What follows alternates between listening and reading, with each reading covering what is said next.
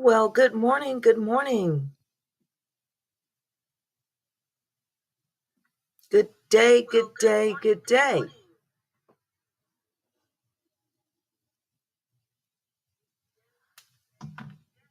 All right, everybody, take a moment and come on in. I'd like to welcome you to another chat for all for success. Welcome and come on in. I hope you enjoy yourself. I promise again, as always, not to keep you too long. I would like to say good day, good day, good day to everyone. I hope your weather is looking a little bit more brighter than mine. It is a tad bit cloudy in my area, but we're going to try to enjoy even the slow, quiet, rainy day. Now, for those of you who are going to join the chat, you can turn me on, even if you're getting ready for church this morning. All right. I did have an issue yesterday. I had to change my schedule a little bit. And so I moved this chat to Sunday. Um, as you know, I'm new in this arena of doing things here at YouTube, and I am enjoying it. I have to tell you that I'm learning a lot, but I've got a lot to learn. And I thought that so much was so simple, but as I look at more of the work that goes on in the background, I find that yes, there is a little bit of practice and skill that it will be required. And that's true in everything you do. Now, you're going to hear a lot of rustling noises, people, and that's because I'm making a few adjustments here. So just bear with me while I do that. Again, these are things you figure out as you work through some of your processes in the YouTube world. Okay.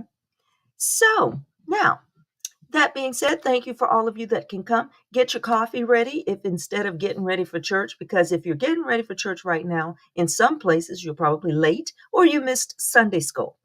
But if you're in my time zone, you're right on time, okay? So you can listen while you're getting yourself geared up and ready to go. Also, if you're instead going to make yourself a cup of coffee and sit down and have a moment while I chat, then go ahead and get your coffee ready. This morning, I had a wonderful cup of cappuccino. Um, my daughter has an espresso machine, and we had fun playing with that and learning how to make our espresso. Now, you know what I'm going to do? Eventually, I'm going to add maybe video of me making coffee onto my little chat page, and then you can see if I'm making any progress. So I've got to learn the whole process, and then I'll get better. But the coffee itself was great. So if you want your coffee, sit down, relax, and have a cup of coffee. All righty. So settling in on that. So let me gather myself together and let's get my slides up and we'll see if we can get the chit chat going. All right. All right. Now, here's what we must report. I need reports, ladies and gentlemen, everyone who is listening. If you had an opportunity to do any type of exercise or stretching routines, whether it's yoga, whether you go jogging, or if you go bike riding, or you went to the gym, just make sure you put in the chat how much you accomplished this week. I'm typing right now that I'm twice this week. Okay, I'm putting the words in. Um, Stopped at the gym. Okay, and I got in my gym time. All right. Um, and I told you guys when I rode the bike in the gym, it's the stationary bike, but it's the one that you sit down on and you lean a little backwards. Um, it's really nice for me because it's a lot easier on the back. There's a lot less pressure, trying to hold myself upright. And I'm dealing with this back pain. And I tell you what, I want you to know it's not fun. I never thought I would have this issue. Um, I may later proceed to get a little bit more physical therapy, but I have to be very careful because physical therapy for me did have different results, right? I There was a portion of it that I enjoyed and I felt much better.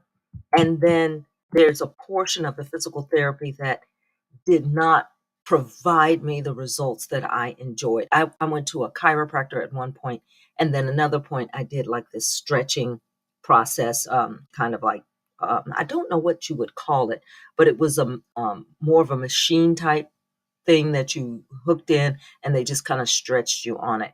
So I thought, you know what?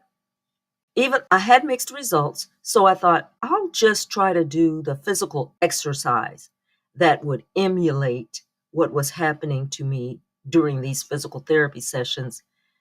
I'm working through that to see if those type of things will offer me a little bit of relief. Okay. But anyway, I got off on a tangent, sorry. But with all of you, please put in the chats if you have an opportunity what you are doing on your fitness journey. As I always put out there, I am a mother of adult children, right?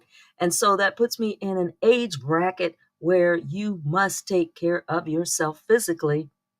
And that is because it will help you stay in the best health that you can stay in. So let's encourage each other. Please feel free to encourage me. I'll encourage you. Okay. So let's see what else we've got here.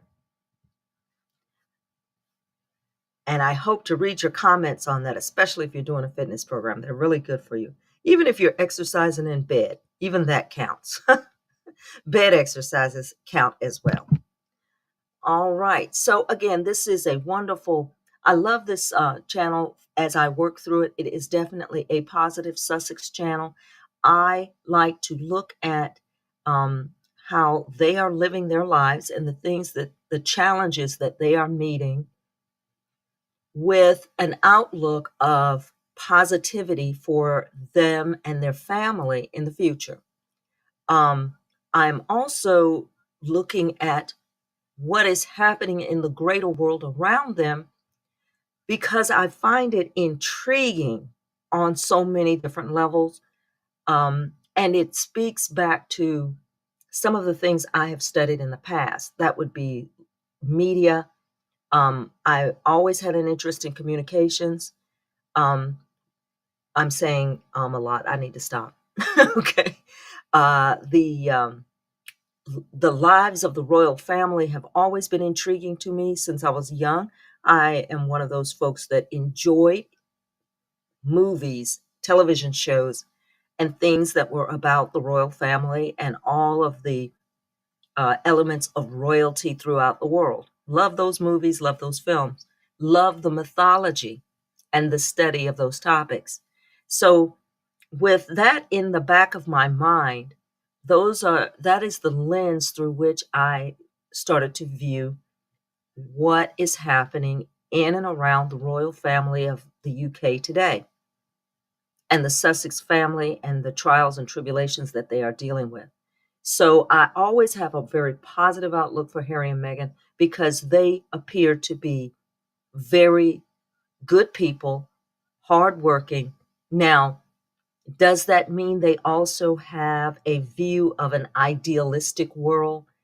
Well, they were young, so of course, as they're aging up in the system, as they're getting older, I think it is becoming more apparent to them that some of the things that they believed about the world, some of the beauty that they thought they could share, I think it has become very obvious to them that there are agencies, institutions, and entities that do not have that same thought, and they do not have that same desire, which is to look at the beauty of the world and to try to make it better. I believe Harry and Meghan are the type of people who have come to realize that even in small ways, they may be able to do things and touch people that can improve their lives. But they are really up against a force, an entity, if you will. They are against an institution, if you will, that does not have that desire. The desire that this institution has is to conquer, subjugate, and control. Now, in order to do that, they do have to maintain an appearance of care, concern, and being helpful. But understand that the entity that is looking at the world, that entity, it does not have your best interest at heart. It cannot, because its only goal is subjugation, control, right? And total domination of the rest of the planet. I mean, that is exactly what that institution is. It's what it was based on. So we have to understand, as we are watching some of the things that are being said and done, especially by the media tabloid institution, you have to be aware that these personalities, these individuals that are a part of this greater structure, they understand their role in maintaining the ability to control, dominate, and subjugate. They understand who they are, they understand where they are in that system, and thus they are going to continue to fight to maintain that particular stance. And so, from our point of view, and when I say our, I'm speaking of the day to day individual who works a regular job, a regular being, whatever it is you do, whatever your career is, and that you are not a willing participant or supporter in that structure.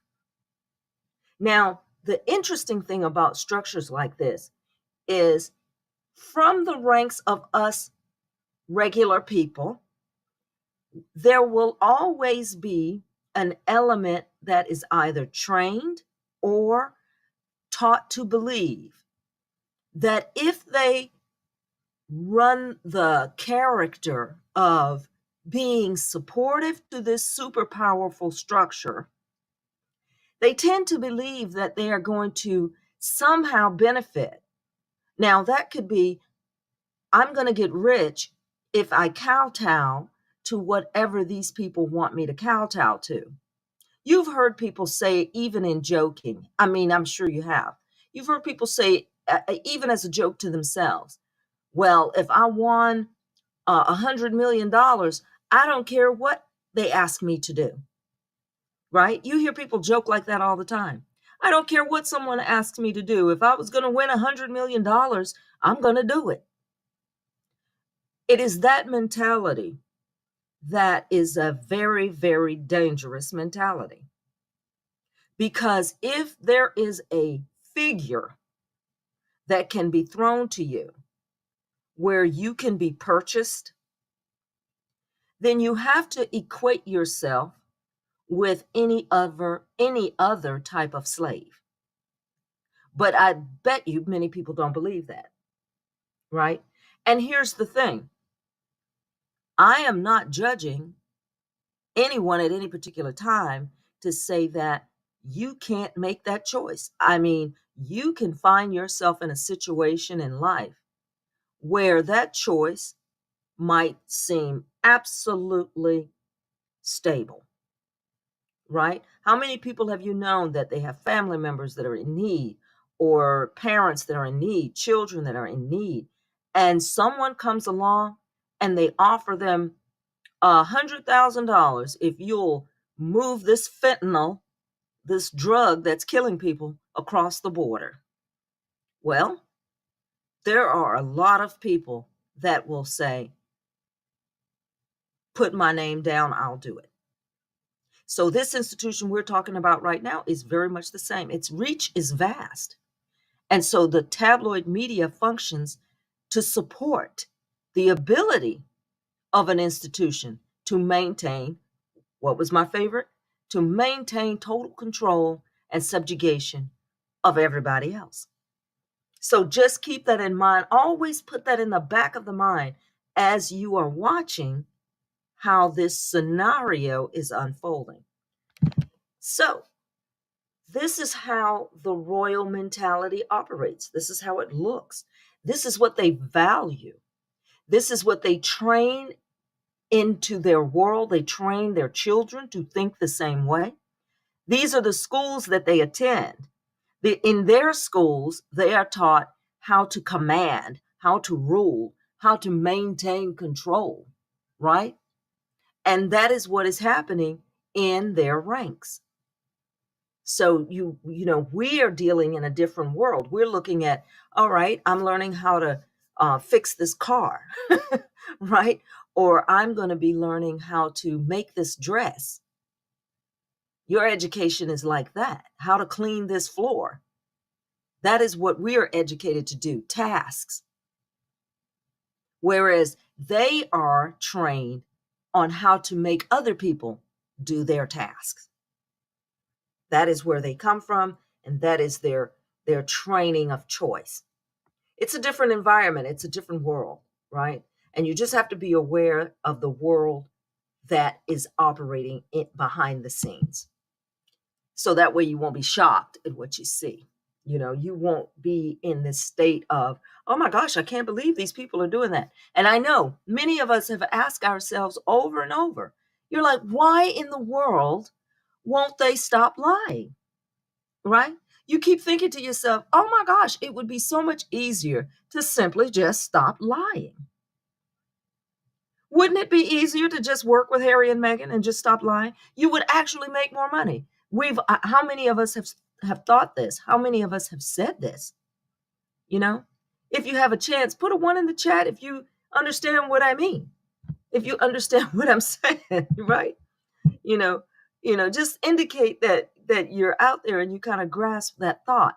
You think to yourselves, this would be so much easier for everyone involved, right? Everyone involved would have a happier time if they all just work together.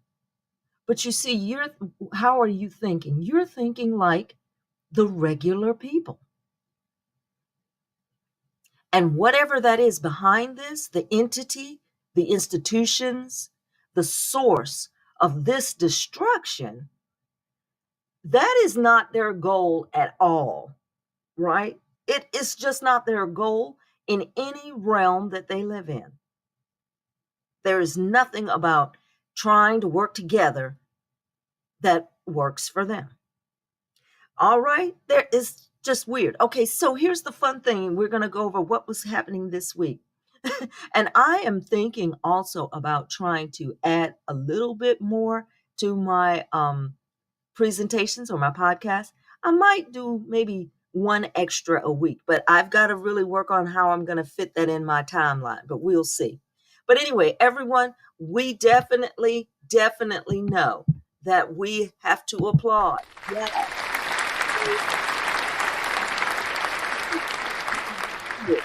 Harry showed up we talked about it really quickly, Living Legends of Aviation.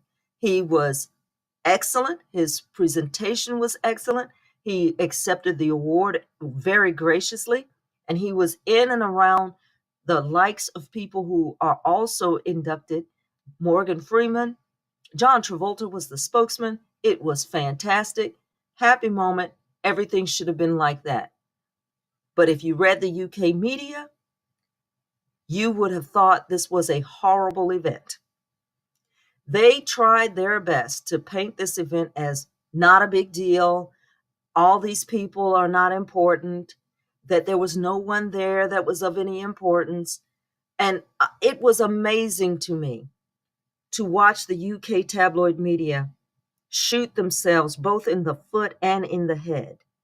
Because the way they behaved, the way that they talked about Harry at this event and the people who were in attendance, I cannot imagine anyone on their staff ever being offered an interview or an opportunity to meet with the people that were there. So you had names like James, you had names like Bezos. You had, again, people like Kurt Russell. And the UK media referred to this group of people as D-list celebrities. Can you imagine? Can you imagine what Americans think when you say a room filled with these men and women?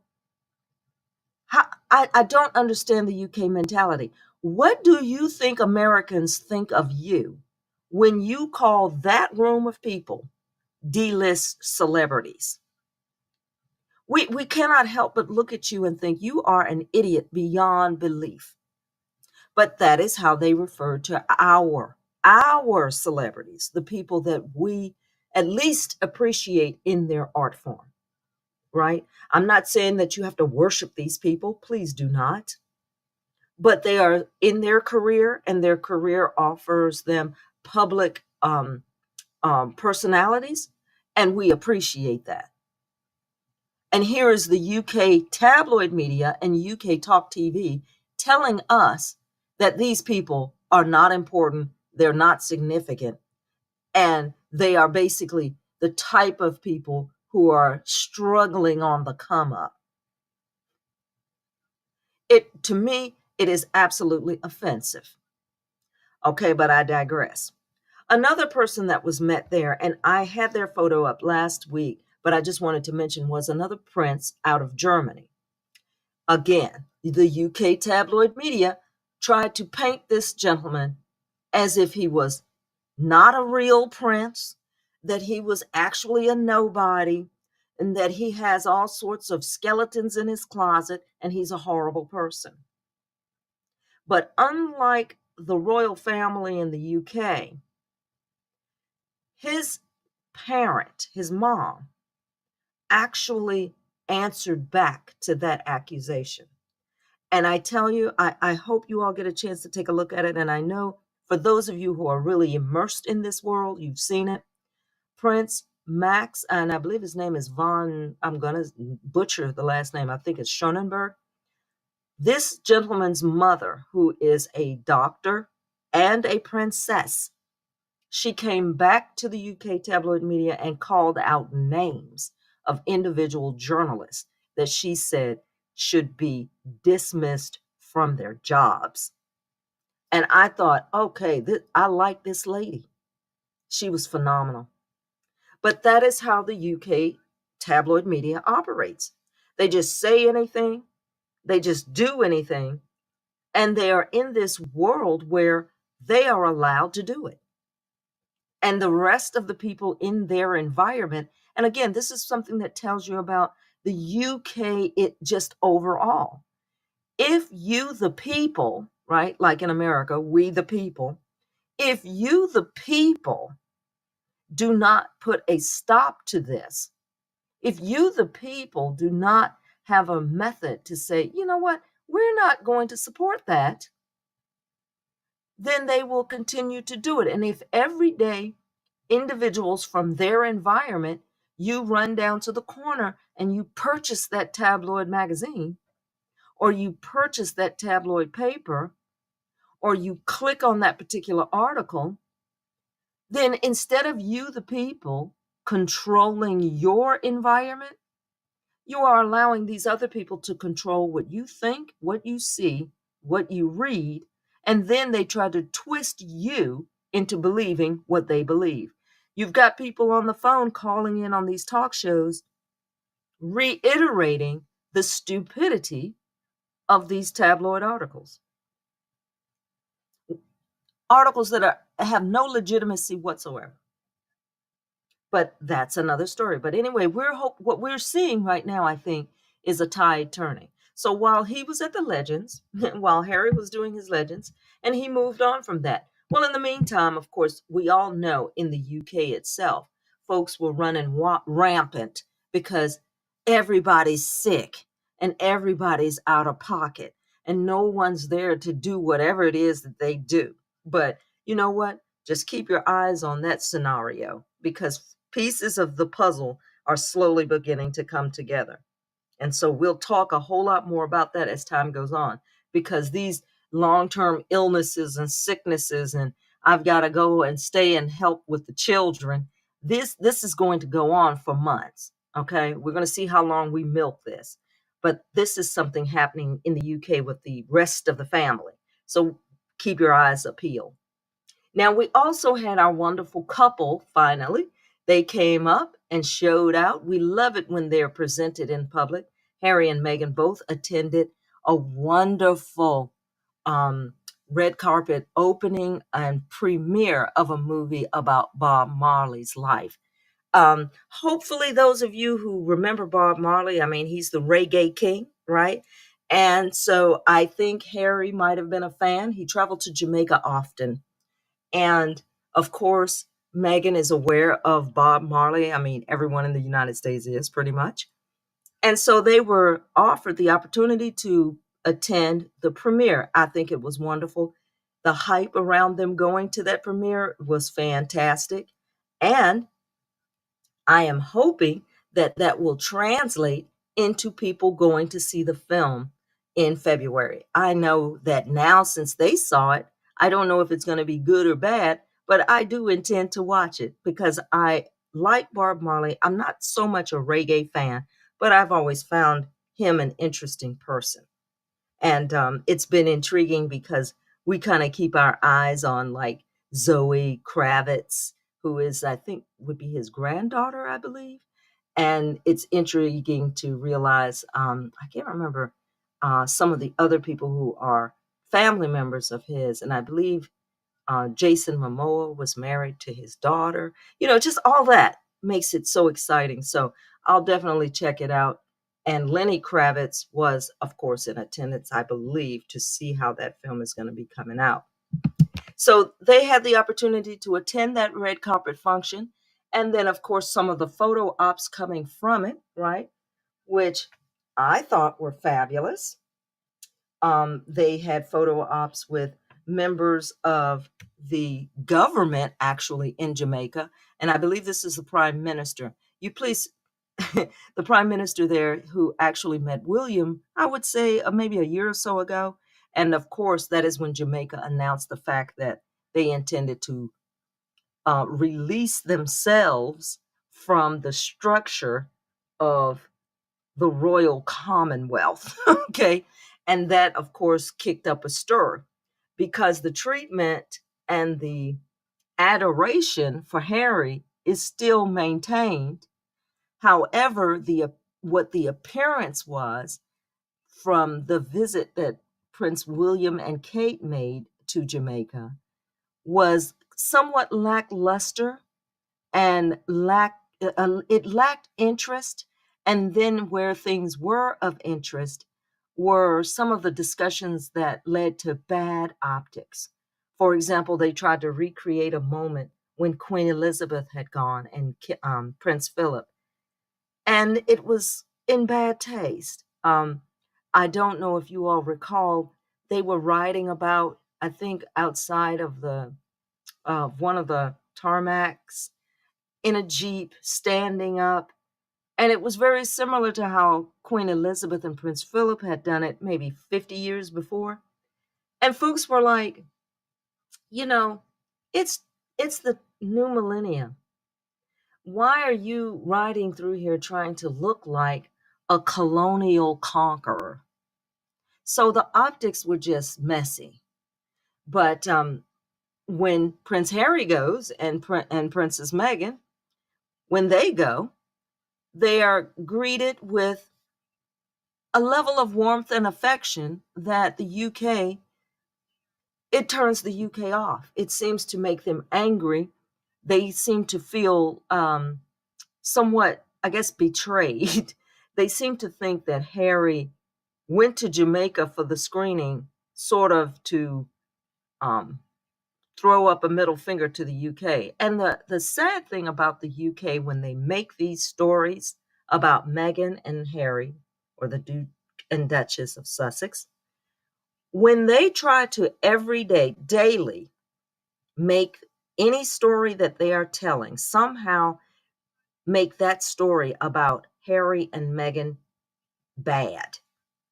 Whenever they do that, the intriguing thing that happens is people then start digging deeper and they start wondering, okay, so if this is giving you a pause, what was happening, what happened, right?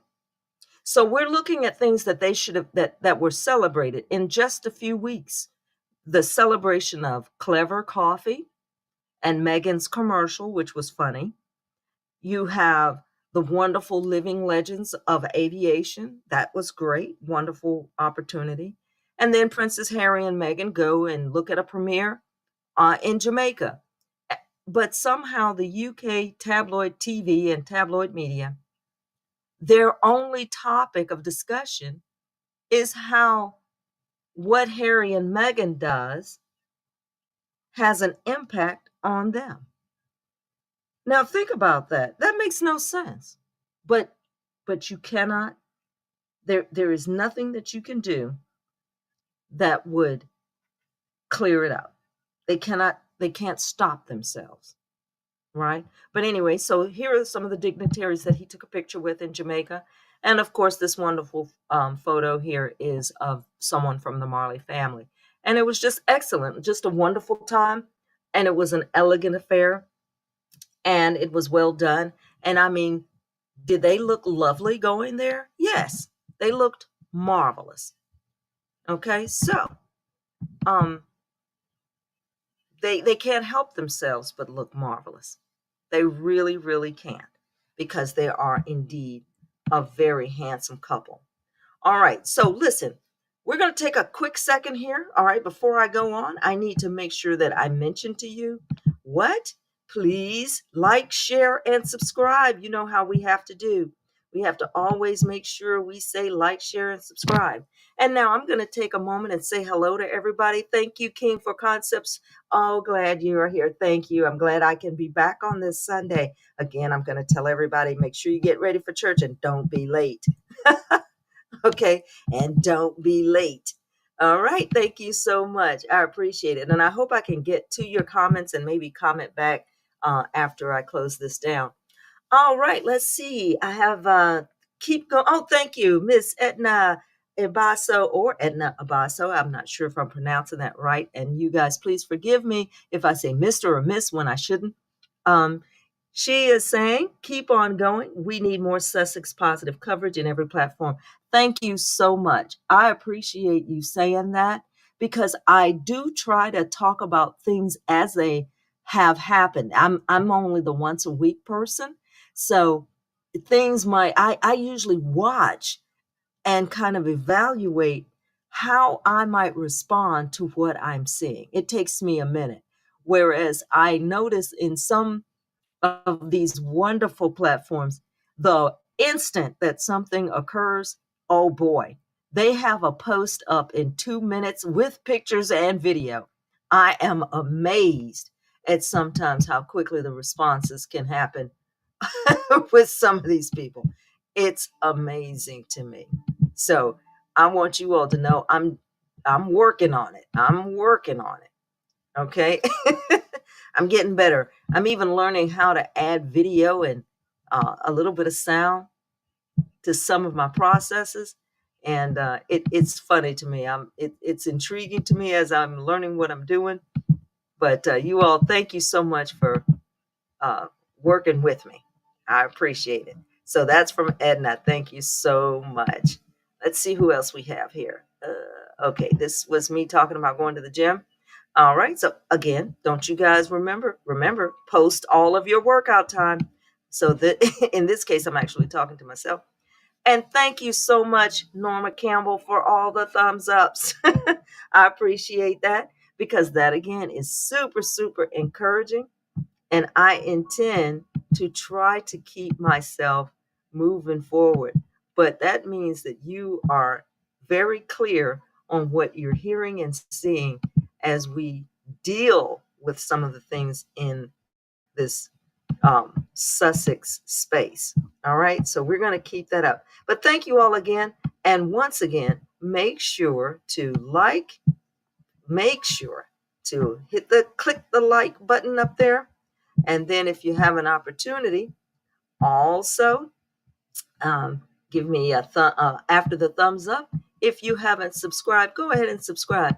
And in that way, you'll have an opportunity to see um, any of the, I guess, announcements, or if I post something and it'll be up and you'll get an announcement that I've posted it. And that is, of course, as long as everything here in the YouTube space is functioning properly. And I do hear from people from time to time that they're not they're not quite sure that the announcements and the notifications and all those things come up like they're supposed to. I hear people say that often, that they're just not sure. They think that sometimes it comes up, but so often they'll get messages from their friends that their post didn't show up. Okay, so now we're going to go back to what do they say? And now back to our regular scheduled our regular scheduled channel. All right. So here's what I wanted to kind of get through and do a, I don't know, I don't want to call it a deep dive, but I wanted to talk about this just a little bit. And it's because our family, the Duchess and Duke, went to Jamaica. And I'm not sure if all of people are really aware, but the UK, of course, being comprised of Commonwealth islands and other areas in the Commonwealth. Jamaica, of course, being one of their prized possessions. Somewhere around 1948, I'm going to read this as best I can, or I have some notes here. Somewhere around 1948, which would have been comfortably after the World War II. You know, during World War II, there was so much destruction and devastation and things that were bombed and tore up, and don't even imagine the number of lives that were lost during that conflict from people who were of European extraction. So you had this entire battle going on, the lead, of course, being Germany. But as they were approaching all of the areas of Europe, they were also going to make their way on to England as they were beginning to dominate. I mean, they basically had combed through much of what we know to be Europe today. Italy basically was going to function in a situation of, we're going to kowtow to whatever you want. Germany had Czechoslovakia, Austria, all of the regions around them, Liechtenstein. And then they were like, well, all right, we'll just go ahead and spread over to France and take that. And in a sense, even though they didn't militarily dominate France, they did impact them greatly with a lot of military infiltration, and thus placed key personnel in roles of leadership, so that the French government, they somewhat acquiesced to what the German nation state was trying to implement. So, in other words, France, Italy, Greece, all of these areas, they weren't exactly keen and all excited to run the Jewish people out of their countries or to adopt the economic mindset of Germany, but they also weren't against it.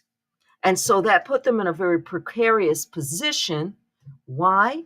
Because then if the Germans could let's say commingle your leadership in the country, then they started to kind of impose themselves that way. So all of Europe was devastated after this war. The Germans were just like, okay, well, we're just going to consolidate all of Europe and basically we're going to rule it. And that would have been courtesy of our wonderful leader of that time, Adolf Hitler. I mean, he was very smart, very calculating, very strategic. And because he was that way, he had a machine behind him, an institution, and other entities, right, that were comfortable pushing him into the limelight because he was the tool for their dominance. And that was fine. That would be okay, right? And that is, again, one of those things about that royal lineage and those folks who operate in that space. They were more than happy with his rulership, as long as it didn't mean that they would lose their rulership. But when it was pretty obvious that he was going to um, soak up everything that you thought you were in control of. Oh, that's when the enemies started to gather together and say, okay, yeah, we created this monster. We let this monster grow, right? We put him in the sunshine and he started to grow. But now he thinks he can come for us. And you see this type of thing play out in almost any nation, and the United States is not exempt. You see this mentality play out where someone will come into uh, the limelight and struggle in the political world to certain levels, and people are all behind them. Boy, do they seem exciting. There's nothing that a nation can do to keep themselves safe from this feeling of, oh my gosh, here's a politician who is exciting and beautiful and wonderful.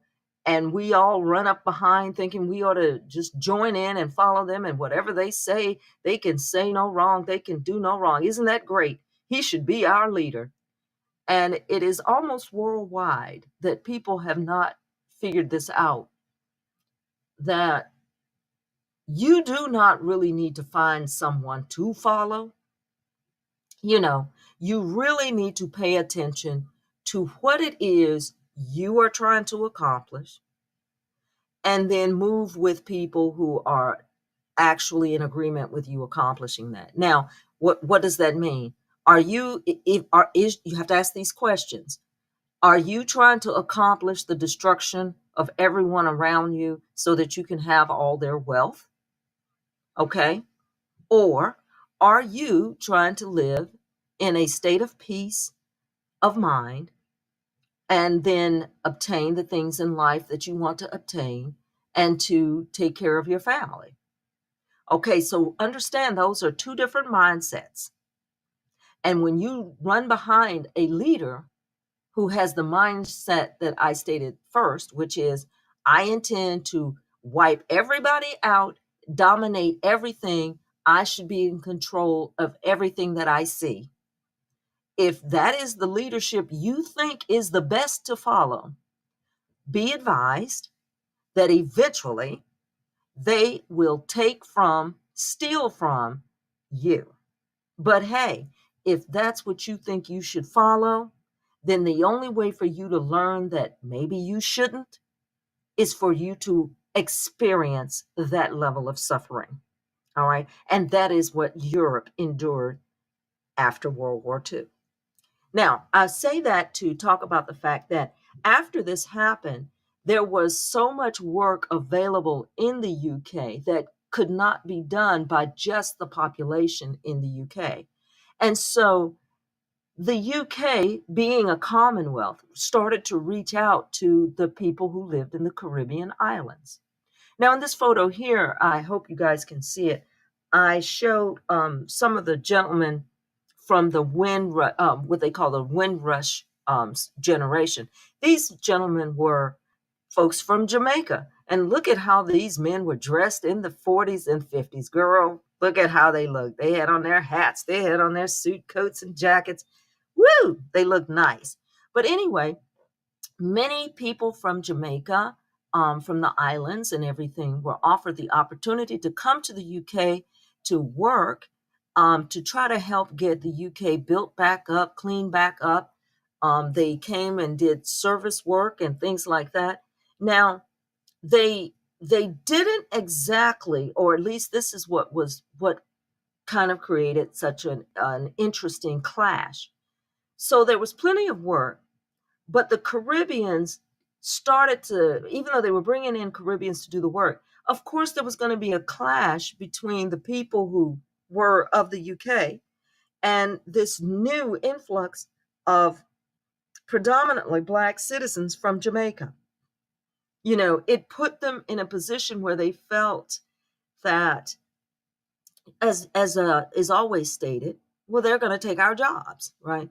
Well, the people came, who were coming were from even a nation that was struggling even more, Jamaica, and they were coming for an opportunity to earn more right? And in some cases, send it back home and to try to do things like that. So they had a system that they called partnering. It was like a cooperative amongst the Caribbeans because they had to create their own infrastructure in order to work in and around the UK. So the British Nationality Act of 1948, they sort of gave a pseudo citizenship to their people who lived in the British colonies.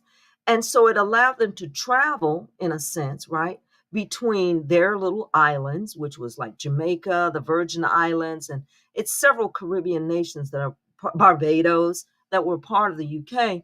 And so what they were doing was allowing them to travel in a pseudo citizenship kind of way to come to the UK and work. Well, they were there to do this, and the wave of migration just kept increasing, right? As always, when you look like you're doing well, and all of a sudden the poor people who left Jamaica went to UK and went to work, and then they started to look like they were living better, they were doing better, they were better educated, they were buying things. Well, then everyone who sees this kind of progress this will decide, well, maybe I ought to run there too. Okay, so there was a huge influx of people coming to the UK. Between 1948 and 1970, it was a lot of people, a lot of people. So here's what happens. And this is a photo I'll get back to in a moment. So here's one of the wonderful ships that brought a lot of these over to the UK. And the name of this was called Windrush. Now, this is from Jamaica. And so they were on their way to London, and the people, were excited.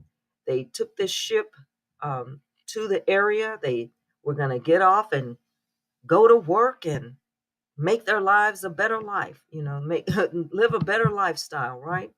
And so there they are coming into port, and everyone is excited, and things are looking on the up and up. Well, many of them stayed integrated and live in the UK. The UK has a lot of people living there from the Caribbean. Well, what happened? Well, as with all things, somewhere around 2013, somewhere around there, if you went home to Jamaica, let's say you got on board a flight and flew to Jamaica to visit your relatives, what happened is, oddly, when you came back into port from Jamaica, returning to go back to work, you were being stopped and they were being prevented from coming back to the UK. All of a sudden, they started doing things like, well, you're not really supposed to stay here, and their rights basically were not protected.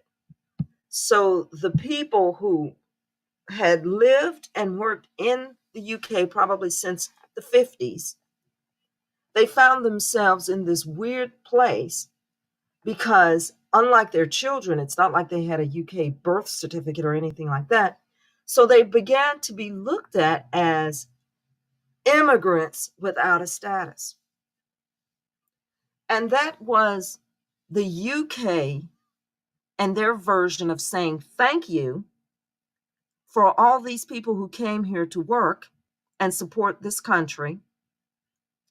Thank you for leaving your home and your families to come here to work and to make a better life for yourselves and to make our lives better. Thank you so much. Get out and don't come back. So, needless to say, this became a scandal. And it is something that is still talked about today in the UK. It's something that's still discussed because it was somewhat, I don't want to say that it was a paperwork error. I don't want to say that, oh, these people fell through the cracks. But what you do realize is that from one generation to the next, things are often not honored in the way that they might have been presented by the previous generation. And the Windrush situation was exactly that. So these people come back to the UK, they're ready to go back to work, and they're basically stopped and told, "Oh no, no, no, not you. Thanks so much for what you've done. Now get out." Right? Now, isn't that amazing? Isn't that a lovely way to treat people? But that is, oh, I'm getting ahead of myself, folks. I'm sorry. But that's exactly what you get from a society like that. You get stuff like that, things that don't make sense, and almost zero support, right?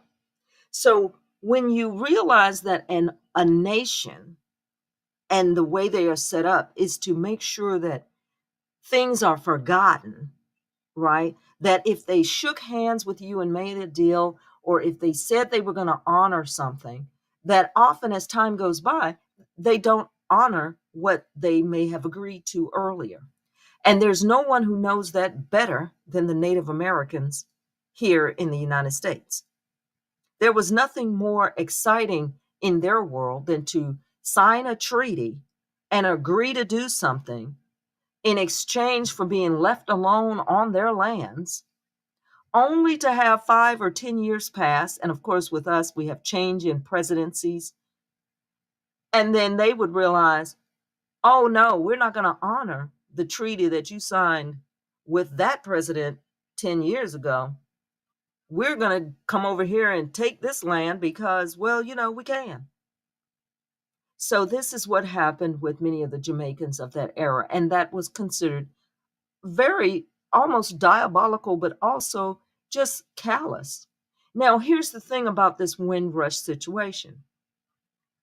You could say to yourself, well, I mean, gosh, none of those people in 1948, they were very old. And maybe the younger people in 2013 who stood in these houses of commons and over here in the parliament and allowed this mistake to be made and to not rectify it, what it tells you is that no, that actually by design, they wanted to create a situation where it was going to be uncomfortable for those people who came in the 40s, late 40s and the 50s, for them to be uncomfortable and to realize, no, you weren't really supposed to stay. You were supposed to work and then pack your bags and go back home. That is what the UK's message is to the Jamaicans. Now, fast forward to today, or rather this week. Now, if that's how you look at the Windrush generation, tell me why you think they should like you over Harry and Meghan, or tell me why you think Harry and Meghan, of all people, should be concerned that Jamaica is considering removing itself from the Commonwealth. But this is the thing, in the minds of the UK tabloid media, they're all up in arms. Oh my gosh, how could they do this? And after all, the king and this, and they're sick. Well, so okay. Why do you think Harry and Meghan, after how you treated them, add to how you treat Jamaica? Explain why in the UK tabloid media and talk TV that you would open your show with a question like, why would Harry and Meghan be seen with the Prime Minister of Jamaica? How, can somebody make me understand? See, that again, as I begin to wrap up this this thing, again, I want to stress that whatever that entity is going through their world, through their system, those institutions, it is obviously anything like us. It doesn't think like us. It doesn't make sense like us. It is just not like us. It is a completely different entity. be shocked that Harry and Meghan being treated how they have been treated, Jamaica being treated like Jamaica has been treated, that they would even take 5 minutes to consider how the UK feels about what they do. Think about that. Okay. Okay, ladies and gentlemen, once again, I'm about to wrap it up, and I want to thank you all for coming. Thank you all for participating and showing up to my live chat. I thank you guys, and I wanted you to know that it is Sunday. So, for those of you who are sleeping in and relaxing, you continue to do that. And I hope your weather is a little bit clearer and maybe warmer than my own. But I am going to keep struggling here to try to stay warm. I don't know if it's going to work, but I got a couple of things to do today. But thank you all so much for coming in. And yes, read a little bit about the Windrush generation because they are still in the middle of, of their flax there. And this picture here, it was just an off photo. And the reason that I was showing it, and I'm going to get into this one a little bit later, it was just the opportunity to show you that these people in different places, they are so excited to get an award or have a button pinned on them while standing in Buckingham Palace with some royal personage.